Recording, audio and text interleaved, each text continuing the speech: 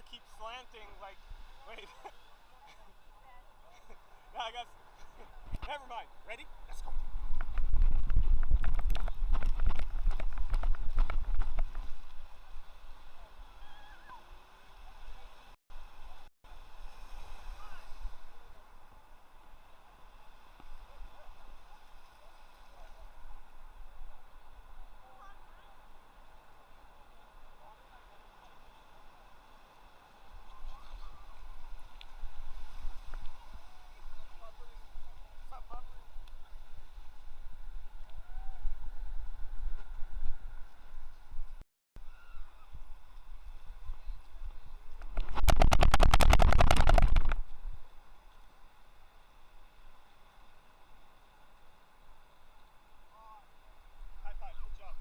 Good job, bro.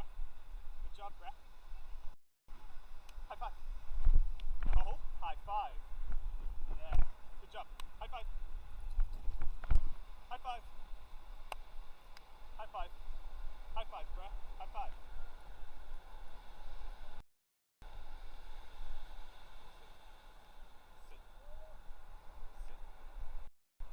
Sit.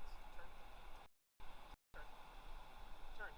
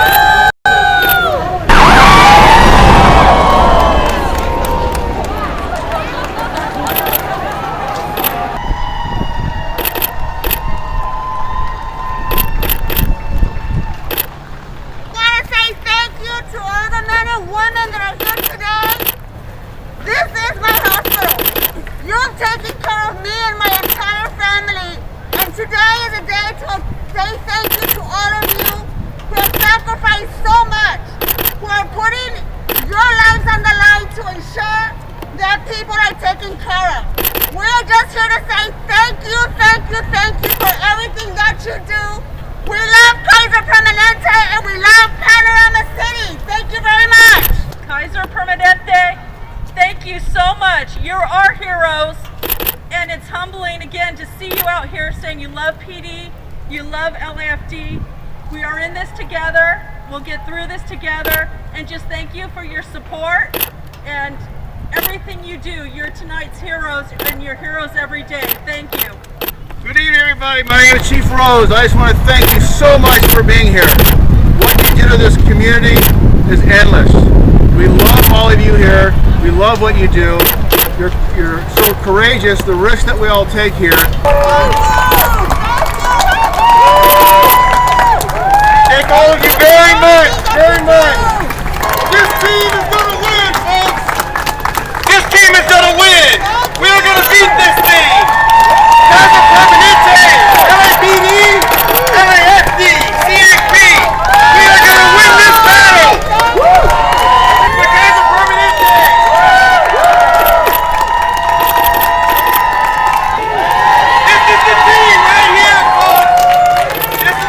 That's going to win this battle!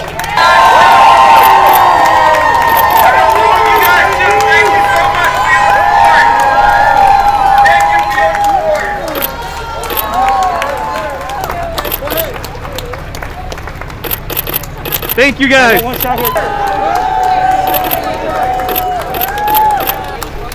Thank you, everyone. We are going to win this battle, everybody. We are going to win this.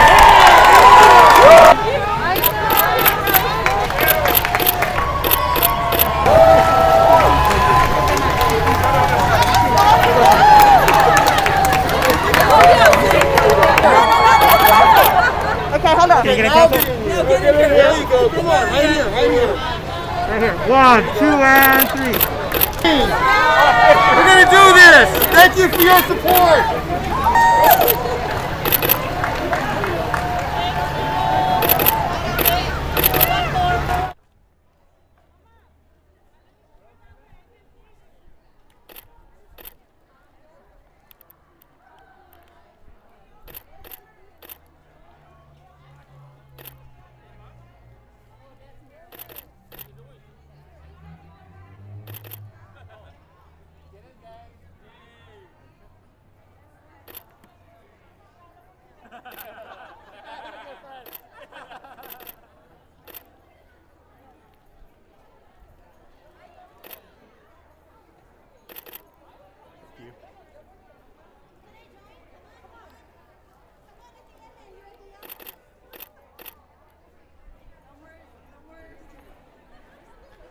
You should put that on. I don't want to get you in trouble. There we go. That's better. We'll turn that down. All right. Let's start off this live stream with another camera, because I said I was going to start another one of these. I'm going to start each of these sharing one of my vintage cameras. This is a Minolta SRT 201. There's a lot of variations of these old Minoltas. 101, I think there's 102s, there's 201s. They have different names in different regions, etc. But these are some of my favorite vintage cameras because they're just bulky, just all metal, well-made mechanical cameras. I don't recall if there's variation if later on they had electronics, if any in the series did, but most of them will have a light meter powered by a battery, and then the entire camera otherwise is fully mechanical. And what that means is they're unlikely to break. Of all the cameras I've purchased, and I've purchased a lot over a period of time, these are guaranteed to work pretty much. I haven't had one that didn't work. I've had one that I think the light meter didn't work, but that's the extent of the problem, and I can still use the camera. If you guys follow my channel, you know I don't really use light meters much anyway, but this is one of my favorite cameras. Definite, and also the other thing, you can get these pretty cheap. These are fantastic cameras that are affordable. So today we are going to look at another job of mine. This is a job I shot for Kaiser Permanente. It was a Heroes Honoring Heroes event, and what that means is that the LAPD and LAFD came out to Kaiser to honor the healthcare workers as the healthcare workers were honoring them back. It was a beautiful thing to photograph. To be able to not be on my butt at home and feel like I'm doing something beneficial was a good feeling. Just super positive, as you guys will see in the video. So the biggest stress factor of this job was that I had 1 hour. 1 hour and I only had one shot, right? I had to get everything right. And so what we're seeing on the video right now is I had to run down these stairs because they wanted me to get a shot of everything happening as the LAPD and LAFD were arriving. They wanted a shot of that happening, you know, the big epic wide shot.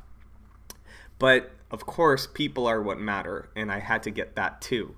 And so basically I had to run up a few floors from the roof. I had to go up and down a couple times.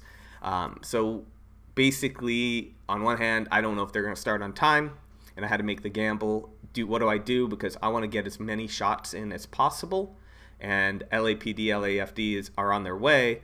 So should I run down the stairs and do some crowd work or not? And I decided to quickly do it, and I sprinted down and then sprinted back up.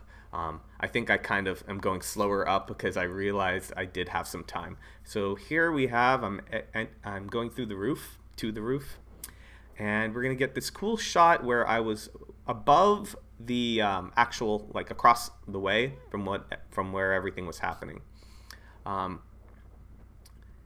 and we're probably going to wait a little bit, so I'm just waiting for everyone to arrive. Luckily, the healthcare workers kind of started to populate a bit more. They were slowly trickling out. I think they timed this in between a shift change for the healthcare workers, but also LAPD and LAFD, so that way they can kind of meet together. So, welcome you guys. Let's see, we got 5 of you. That's not so bad. I haven't been doing it every day. I've been thinking a lot about what I want to do with this channel going forward, what's sustainable, and obviously, like, I really enjoyed streaming every day for 2 weeks. I think I took 1 day off. It was fun. I liked connecting with people, especially now in quarantine. It felt good when I felt like I was helping people, so I don't feel useless. That's one of the biggest mental health challenges for me, is feeling useless at home. I don't like it. I signed up to be an emergency volunteer worker for the city because I am technically a city employee as a photography teacher, digital art teacher, but they haven't called on me, so I haven't had the opportunity to do it. And while this was a job and I made money from it, I got to also document something I felt was important, and it was incredibly uplifting. So here we see LAFD arriving. I'm just getting as many shots as possible. The big theme of this job is that I'm doing whatever I possibly can, and I'm not overthinking it, because I had 1 hour to shoot everything, right? The event lasted more or less about an hour, and so there's no like setting up artistic shots. There's no time to second guess yourself. You just operate in the best of your ability that you're at. So basically, I'm not trying to consciously push myself into anything new. I'm just trying to say, I'm going to stay present, focused, and just grab shots as fast as I possibly can. If you guys can hear, and I can change the audio levels if necessary, let me know.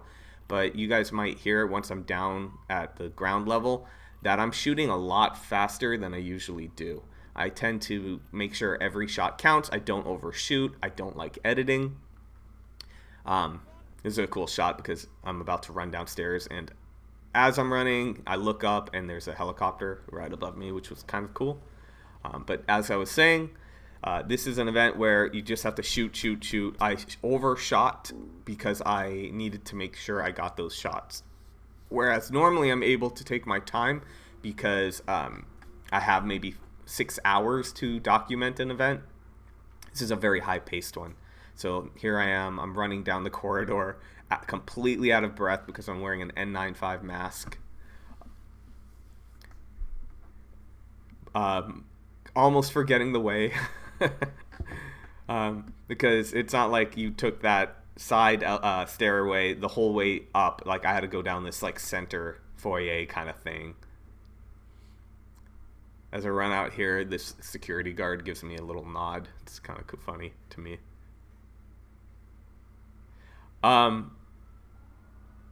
Let me know, guys, if you have any questions. So here we are. Got some shots of them. It's always an interesting shot. It's a little cliche, but the shot of someone getting the shot. I'm running forward. I'm just looking around. I'm scanning. I'm looking for moments, and I'm shooting. This is a shoot and scoot job, meaning pretty much I knew they needed the files right away, so I shot as fast as I could, went home right after, and then quickly did an edit. I decided I will share the photos with you guys. I like to share just everything with you guys. I don't want to just share my best work, and I think there are some really good shots in here, but the body of work, it might not be at the same quality as the body of work from a job in which I had 6 hours to shoot it, and then I could edit down to the best, and I would have as much time as I needed to edit. This is a shoot and scoot, meaning I shot it, I pretty much was done, but except I wasn't. I actually had to do the edit, or I chose to. So I did a very, very quick edit, and I will share the photos with you guys. The choices I made was to shoot in available light. No, Linda, I'm not shooting with a 70-200. In fact, I need to buy a new one. I had one on a very, very long extended loan, and I mean a very, very, very long. And so I have to purchase a new one now. what I shot it with. So that's a good question. Like, what did I shoot it with? Actually, I had to make a lot of decisions and hope I made the best one. So when I arrived at the job, of course, 30 minutes early. I always arrive early. I bring my very large bag. It's my everything bag. I can fit pretty much everything except like large strobes, meaning like my alien bees, that kind of thing. I can fit like 7 lenses, 2 bodies, 2 flash strobe units, that kind of thing. I then, for when I don't know what I'll need, I'll bring a second bag, which I can then take stuff out of that bag and put into my secondary bag. When I got there, I asked if there would be anyone stationed that I could leave my bag with, so that I can go in and out and just grab lenses as needed. But there was not one, and I basically was going to be stuck with carrying whatever I would think I would need. And so I transferred one camera body. Did I bring my second cam? Yes, I actually had my 7D Mark II, I think, around my shoulder, with a 135 millimeter lens, which is the equivalent of 200. So if I needed that maximum reach of a 70 to 200, I had it available. And then on my 5D Mark III, which we're seeing right now, I had my 24 to 70, and I don't like that lens, meaning it doesn't like tickle my creativity. It's not exciting, but it's a very capable, reliable lens that has a very nice range of focal length, and I shot for the most part the entire event with it. I did have that 200 millimeter with the 7D Mark II, but I think I got like 9 shots with it. The vast majority, or everything else, was actually with the 5D Mark III. Chris is asking me, what mode did I shoot in, and is it set on auto ISO? No, full manual. Manual ISO, manual aperture, manual shutter. The lighting conditions did change a little bit, and even from second to second, because those sirens are changing, but they all were in about the same range of an exposure, meaning I didn't have to, like, it's not like as the sirens would change or as I moved, like, my ambient light significantly changed. So because it's not conscious for me anymore, I was probably constantly tweaking my shutter, possibly my aperture, maybe my ISO, but for the most part, I stayed in the same range. And when we look at the photos, we can kind of take a look at that further. So I think I answered those questions. Let me know if you have another question. Also, before I keep going, if you guys like these streams, please consider giving it a like. It will help the YouTube algorithm, I hope. Man, I thought my cough was gone, but it's not. Probably because I drink too much coffee in the morning and not enough water. All right. So here we have our guest speakers. Everyone is social distancing. Everyone's wearing a mask. Strange times indeed. It was just really a nice morale booster, if nothing else, for people that are working on the front lines of what's going on in the world right now. Whether you think it's overblown or not, they are under a lot of stress. And to have people come out and encourage them is, I think, incredibly beneficial. You could see how excited they were. They were incredibly excited. This guy here is a member of the neighborhood city council. The woman to his left, I forgot what her position was. I don't think she's an assemblywoman. I think she works for the city assembly. I'm not 100% sure. So because I don't know how to skip video, we're kind of stuck watching it, but I might switch to Lightroom shortly and we'll look at a few images. We'll just take a look. Let's see. But a lot of the good footage comes later on, so maybe we should give it a minute. In the meanwhile, let me know if you guys have any questions. I might have to quickly grab some water so I don't cough my brains out.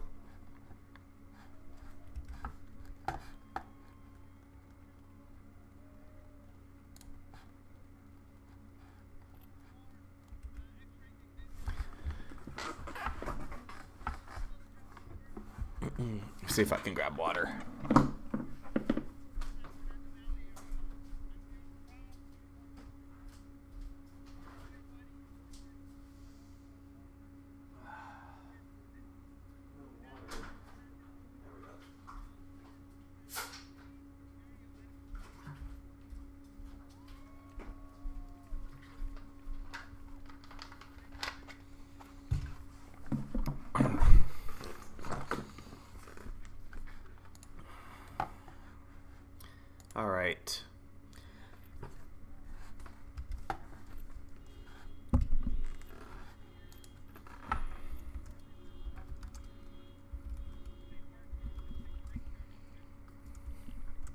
So the reason I chose to go with available light is because there was enough of it. Anytime there's enough available light, I do prefer to shoot with it. But if there isn't enough available light, I'm usually using a flash unit, and I'm doing my best to balance that flash with my ambient light so it doesn't look like I shot it with flash. That would be pretty difficult in an environment like this. It can be done, and I could have shot it with a flash. What I could have done is, if I did choose to shoot with flash, I probably would have kept similar settings. So that way I'm capturing a good amount of ambient light, which we'll see what that looks like. Actually, I can just kind of like give you guys a preview by dragging the, oh, not that, dragging Lightroom up. And if we look here, if I just scroll really quick, once the event really gets going,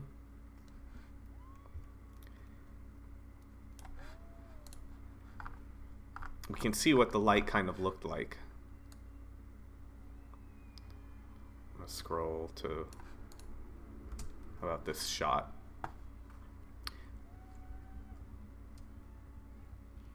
So I didn't want to lose this kind of look of what it was like to be there.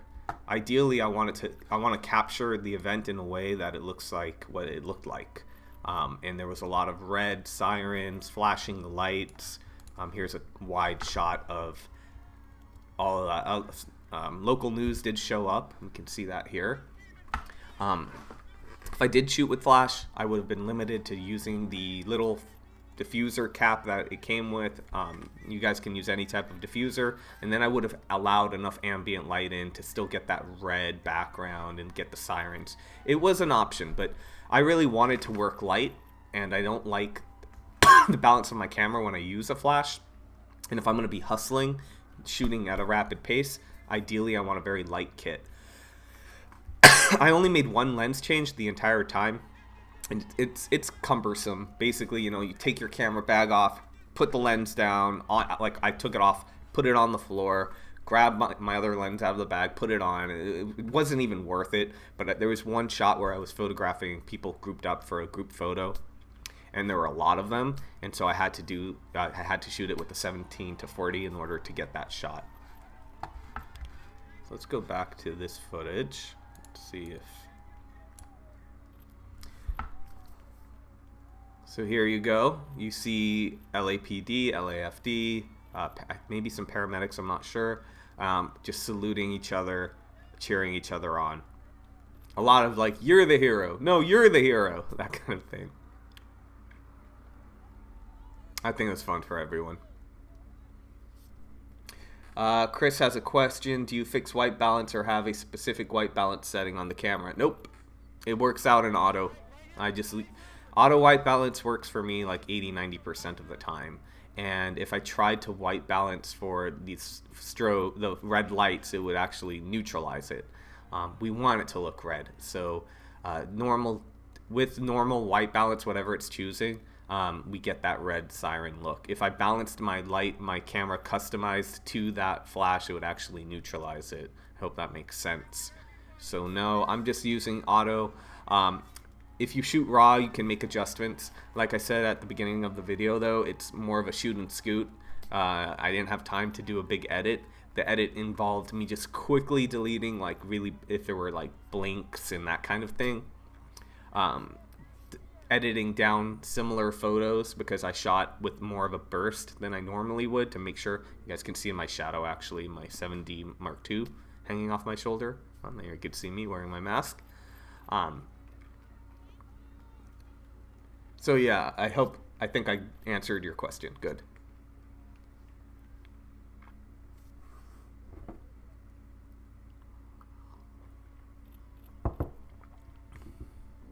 All right, you guys want to look at the photos? Let's pull those up. Move back to Lightroom.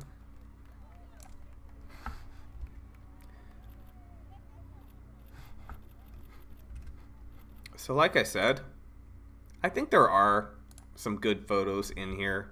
There are, but this is like a very quick edit, and a very fast-paced job. Here's one of the few shots I actually took with my 135mm.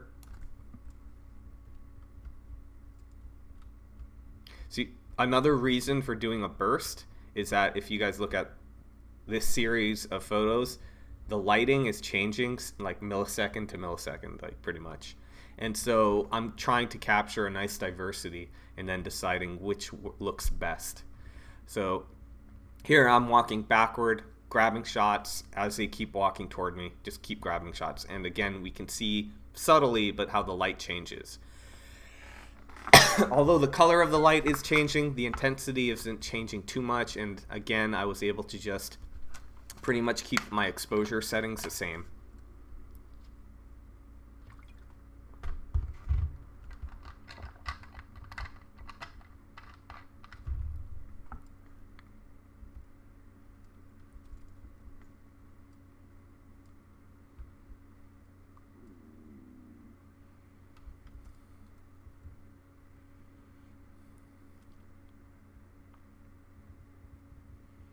Not sure why Lightroom's loading slow. I mean, these are the JPEGs. Shouldn't load that slow. One thing when I look at work later on, the more you edit down, the less attached to the images you are. Especially as a new photographer, I think it's easy to get attached to images that you shot. But every time you edit down, you're going to likely find more photos that you could have edited out. So this being a rush edit, I'm sure I'll find a lot of those where I'm like, okay, I didn't need that photo, or that photo's too similar to this photo.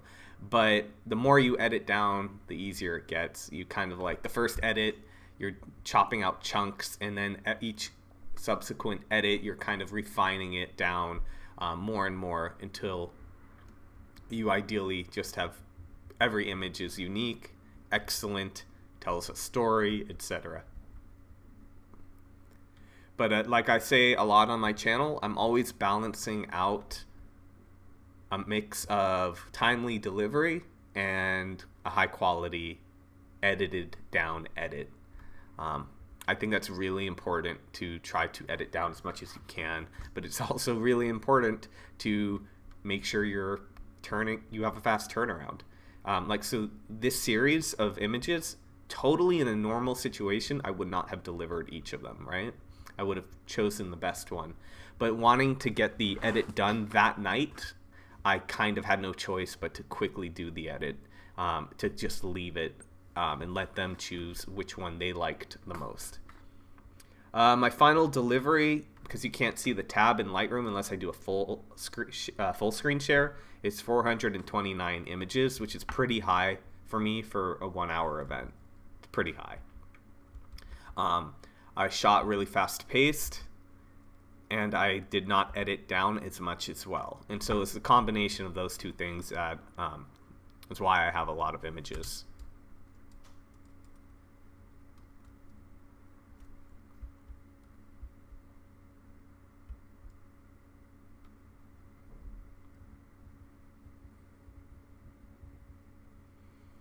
One thing, it is important because I was the house photographer. I was hired by Kaiser to document this event. You have to make sure you're getting your shots, and you have to, there's a crowd of photographers like freelancers, that kind of thing, non-official photographers, you need to remember you were hired by the organization. You are the priority, but you can't expect like them to know that necessarily, and so you have to be able to be assertive enough to say, hey guys, one more shot over here for Kaiser. Like if there's like a lot of photographers getting group shots, you always have to be able to step up and say, hey, I need a right over here, guys. Even if you're not the like main photographer, you're not the house photographer, if you need a shot, you have to be able to do that.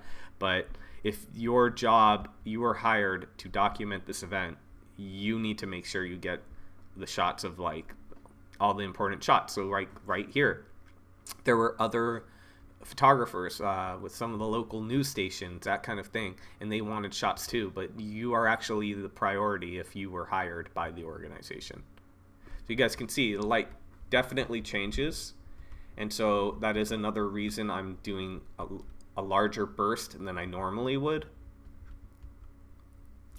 Just no time to overthink this kind of job. You just have to kind of keep shooting, shoot. That's easier to do if you're more technical and you've done this a long time and you don't have to consciously think about stuff as much. I've said it a lot. Like, it's photography or learning photography is like juggling. Every time you introduce a new ball, you have to stop and consciously think. And basically, an experienced photographer is able to juggle more balls at once. They don't have to stop and think. They're not adding new ones too often, meaning you know all the environment, you know the different types of jobs, you know different lighting scenarios. You don't have to stop and really think, oh, how am I going to shoot this? You just kind of already know through experience and technical knowledge.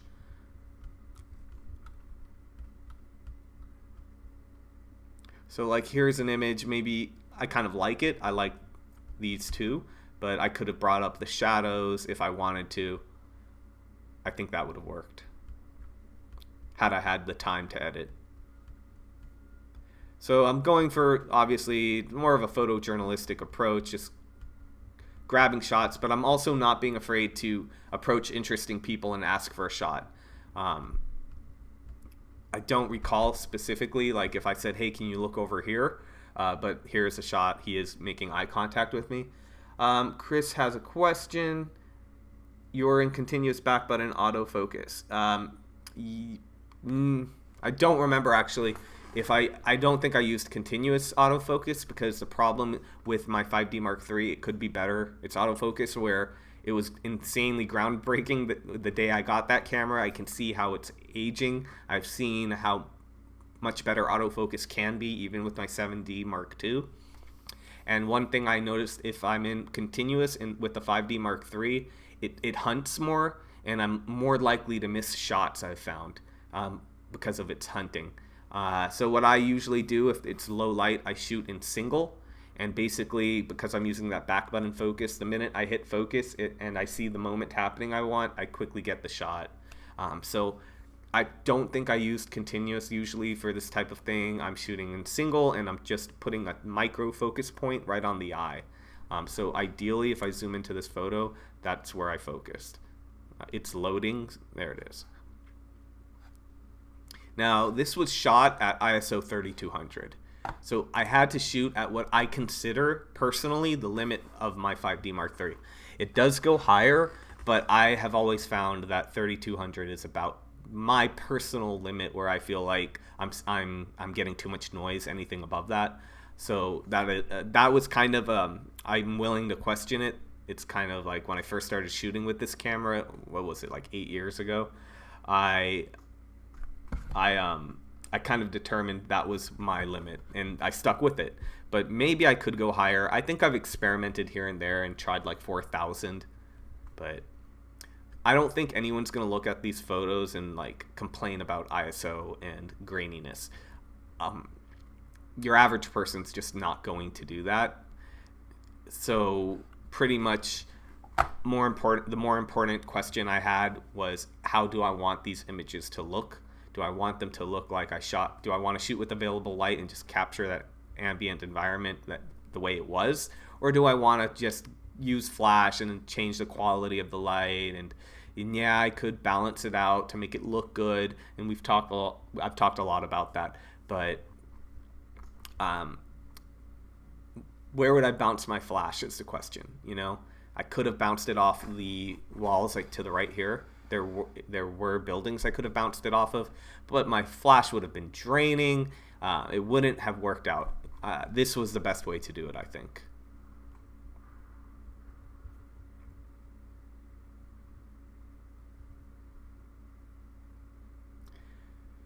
One thing, wearing a mask, you'll see how much of this is body language, how little you actually need to say anything. You know, if you just walk up to people, they'll start grouping up and they'll want shots together. So here is a moment where they started grouping up. I saw it, I grabbed a few shots, and then I quickly ran around in order to get my own from the front. And that's where I had to be assertive and just, I'm gonna skip ahead though, make sure I said, hey, one more shot over here for Kaiser. I was the hired photographer.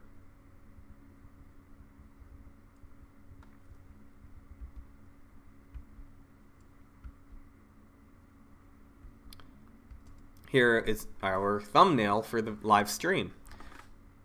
So a very different look.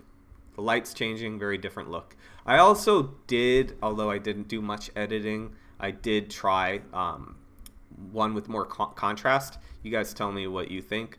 This is a mix here. If we actually look at these two, is it showing? Yeah, I have to do that. So these two, one just I added more contrast, but it's actually, I don't remember if it's the same image or a similar image. But one, I just wanted to try that more contrasty, vibrant look. That would be the one on the left.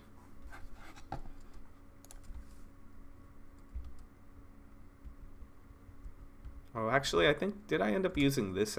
I used that image actually as my thumbnail.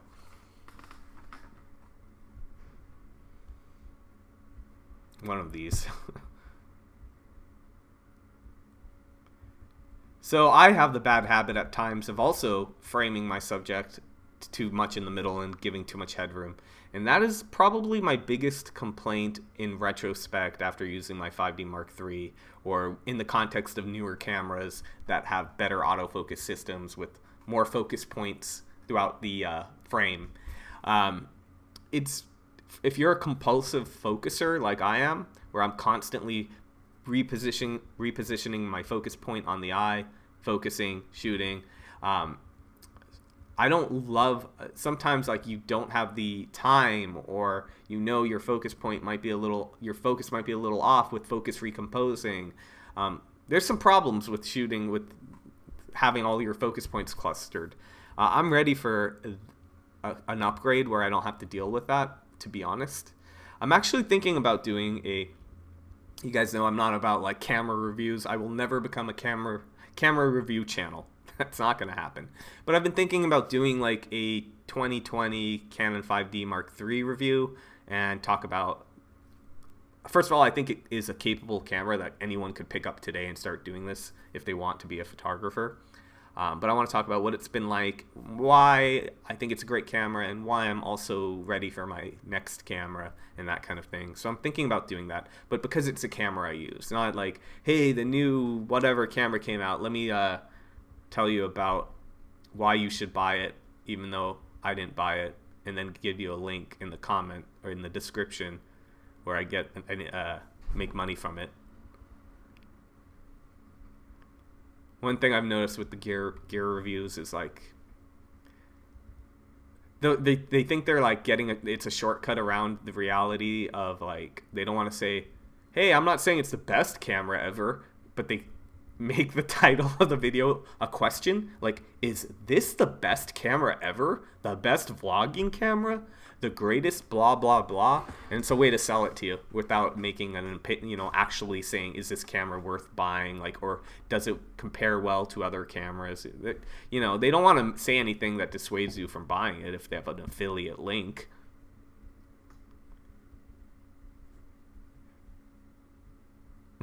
This woman's having some fun. So we're almost done, and I think I will try to keep these live streams a little briefer than I have before. So if you guys have questions for me that I didn't address, please ask. And then when we get to the end, which we're almost at, I'll start wrapping up. I like this gentleman. He had an interesting face. I liked this shot. So, yes, it's totally... I think I did a good job on the...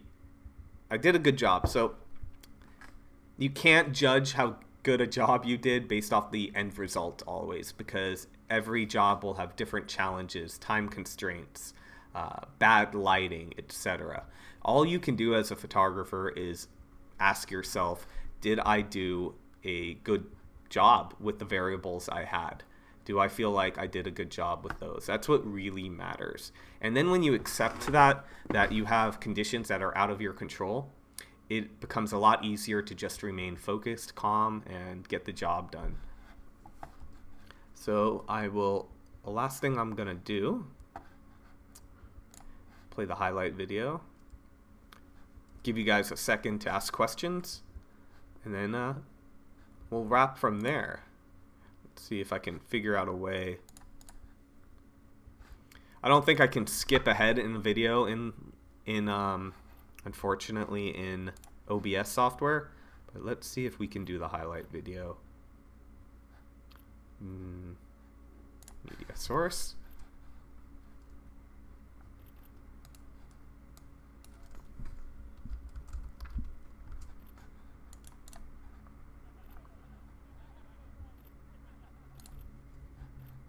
There.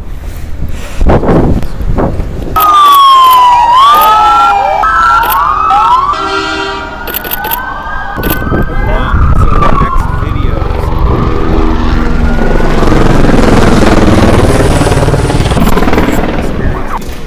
COVID-19 affected my photography business. It's a weird one, and honestly, this whole unemployment thing I'm basically screwed out of the system. No matter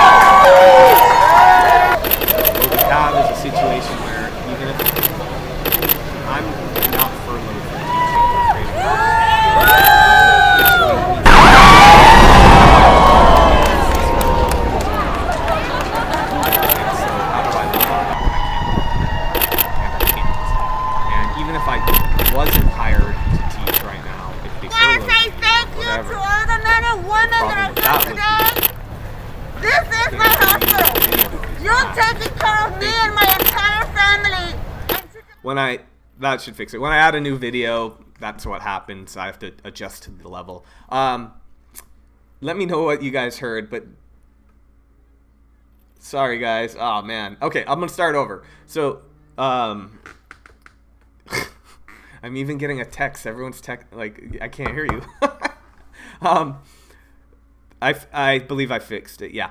So basically, I'm getting screwed over. I'm getting left behind as far as like the CARES Act, because if you have any W-2 earnings at all, you aren't eligible for PUA, which is the Pandemic Unemployment Assistance. Basically, the unemployment for people that don't have normal W-2 earnings. But if you have one W-2, even if you made like 5 cents off some sort of whatever, it could be 5 cents. You're now if you're eligible for any regular unemployment, you won't be eligible for PUA, which is more generous. So basically, you're going to collect unemployment based off your 5 cent earning. So for me, I'm screwed if I don't teach, and I'm screwed if I do teach. I'm actually double screwed because I'm teaching still virtually, and I'm making much less than I would make than if I just got unemployment.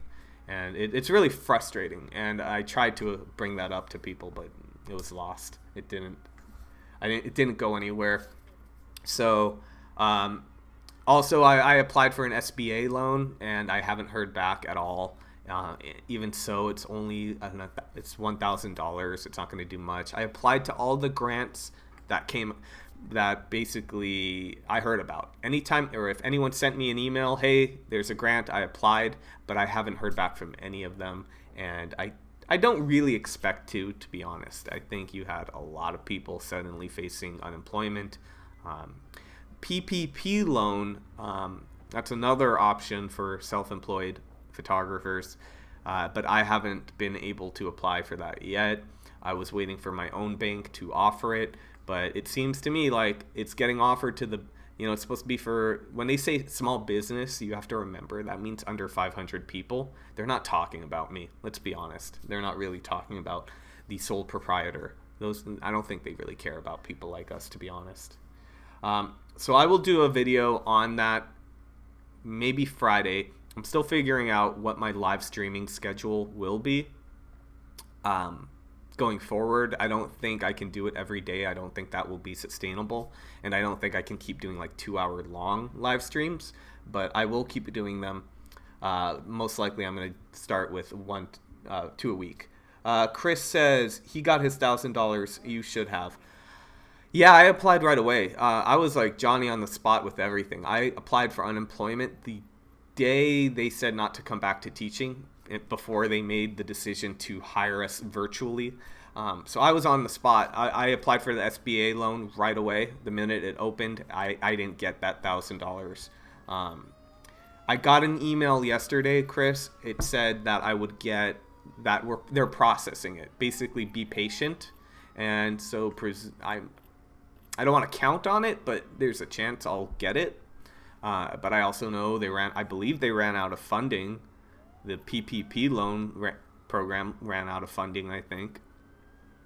So I don't know. We'll see. Any last questions, let me know.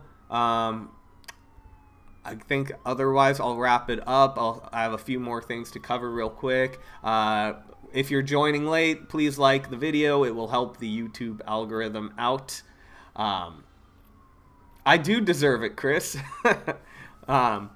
I do think I deserve it, but I don't know. The lesson I'm learning from this is one I already had, but I need to double down on, and that is that I don't want to count on anybody. I can't count on anyone, really. And that is one thing. If you're self-employed, you can't count on anyone, and I shouldn't count on government to bail me out. Even if it's the right thing to do, I'm not going to count on it. So that is why this year, and why I've been planning for this, and I knew something bad would happen eventually. I just thought it would be more of a recession. I've been trying to branch out, have other sources of income that don't depend on anyone, really. And that can be like my YouTube channel. Even if I'm making like $30 a month right now, maybe one day I can make a little bit more. But I am working on other things. What I've decided, this channel is going to stay like a boutique kind of channel where I really just focus on event photography and teaching people. And I know those aren't the videos that get a lot of views, but that's okay. I'm going to do it because I know it helps people. I love talking about what I do. I'm passionate about it. But as far as it being a way to make a lot of money, it won't be. And I'm not going to treat it as such. I'm going to treat it as what it is, So that's what that's going to be. If you guys want to support the channel, though, you can become a Patreon supporter. That is probably the best way to do it. I don't really make money on YouTube ads. So, yeah, I think we'll wrap it up at that. Thank you guys for watching. I hope these videos help. I don't know how you pronounce your name, if it's just Martin or Mart. But thank you for joining. You can always rewatch the live stream. They stay on the channel. I've been losing a lot of subscribers, or my subscriber growth has pretty much halted. And I don't know if it's because of the live streams or if it's unrelated. I can't really tell. But I also know I had to think this through. I'm like, I'm possibly losing subscribers because people don't like these. They're a little bit more just like dense with information, and I'm teaching. It's not like a flashy top 5 video. And so I think I'm losing the casual viewers, the people that found my channel because like a photography blog shared one of my videos that are more like kind of have mass appeal. But I realized the people that really want to learn are appreciating these, so that's why I'm doing them. And so I'd rather have you guys than people that don't really care about the channel, don't really care about learning, and are just watching like gear review videos mostly. I don't care. I'm basically willing to make that trade. All right, that's going to be it for today. Thank you guys so much for your support. Thank you for watching. I hope these videos help you with your photography journey. Let me know in comments because I do it for you guys mostly, So as long as they're helping, I will continue to do it. I will see you guys soon. I'm thinking next live stream will be Friday. Make sure you're a subscriber if you're not, so that you'll be alerted when I do have a live stream scheduled. You'll have the opportunity to click on the reminder button so you don't miss it. But I'm telling you guys right now, most likely I will do a second live stream on Friday, and I'm just going to organically figure out what the best schedule will be for me, what will be most sustainable. Love you all. Appreciate you. I'll see you guys in the next video. And Flary Fox, thank you, man. You've been such a big supporter of my channel. I really appreciate it. I appreciate all of my Patreon supporters. I should say them all by name. Next week I will. I just don't have that page, and I already said goodbye. So I will thank you guys all in the next video. I really appreciate you all.